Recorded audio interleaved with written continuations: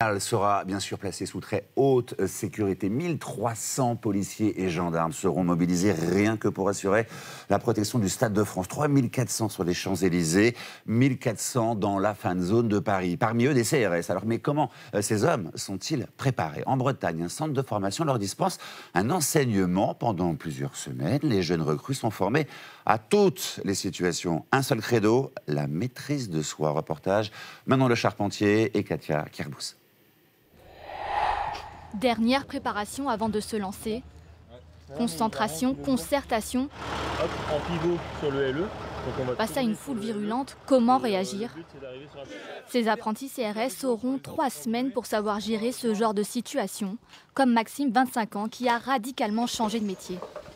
Moi, avant, je travaillais en salle de sport et j'ai décidé de passer le concours de gardien de la paix parce que j'avais la volonté de déjà servir. Donc, on est là pour aider, on n'est pas seulement là pour faire de la répression. Après avoir passé 10 mois en école de police, ces jeunes CRS sont entraînés à ne pas céder à la pression. On leur apprend à maîtriser les techniques de maintien de l'ordre et de savoir résister face aux manifestants hostiles.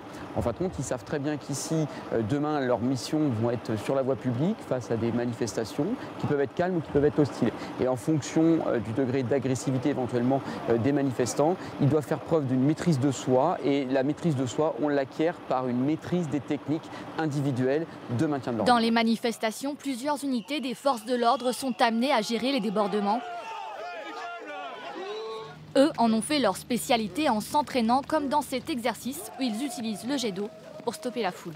Faire peur pour que les gens naturellement quittent les lieux. L'objectif principal, c'est de retarder au maximum le contact avec les manifestants, d'essayer de par nos manœuvres, essayer que ces gens quittent naturellement les lieux sans faire usage de la force. Pas d'examen final avant l'affectation dans une unité. D'abord stagiaires pendant plusieurs mois, ils deviendront titulaires après l'accord de leur commandant. Alors demain. La cérémonie d'ouverture des Jeux Olympiques, c'est dans 10 jours. Les sportifs commencent à arriver à Rio, mais le village olympique ne semble pas tout à fait terminé, voire inhabitable. Hier, la délégation australienne a refusé de s'installer dans ses appartements, toilettes hors service, odeur de gaz et flaques d'eau dans les chambres. La réponse de la mairie de Rio n'a pas tardé. Le récit de Katia Kerbous. Dans le village olympique, ces grands immeubles se veulent modernes pour accueillir les athlètes. Pourtant, des délégations émettent des réserves sur la qualité des lieux. Les athlètes australiens refusent même d'y habiter. Nous pensons que nos bâtiments ne sont pas sécurisés à cause de problèmes de plomberie et d'électricité. Nous avons effectué des tests dans l'après-midi et il y a des fuites d'eau. La presse australienne, elle, donne plus de détails. L'eau descendait des murs, il y avait une forte odeur de gaz dans certains appartements et des courts-circuits électriques.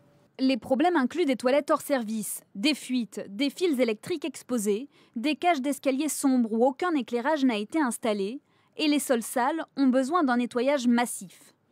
Ce n'est pas le premier accrochage entre la mairie de Rio et la délégation australienne. Celle-ci avait déjà interdit à ses athlètes de se rendre dans les favelas jugées trop dangereuses ou encore leur conseillait d'utiliser des préservatifs anti-Zika. Le maire de Rio a donc réagi avec ironie. J'ai presque envie de mettre un kangourou en face de leur immeuble pour qu'ils se sentent chez eux. Ce qui n'éteint pas la polémique car Rio enchaîne les scandales depuis le début des travaux, avec des équipements prêts au dernier moment comme le vélodrome livré début juin mais pas totalement terminé, ou encore l'effondrement d'une piste cyclable en avril dernier qui avait fait 2 morts. À J-10, 500 ouvriers sont engagés en urgence pour finir les travaux et accueillir les 207 délégations étrangères attendues pour la compétition.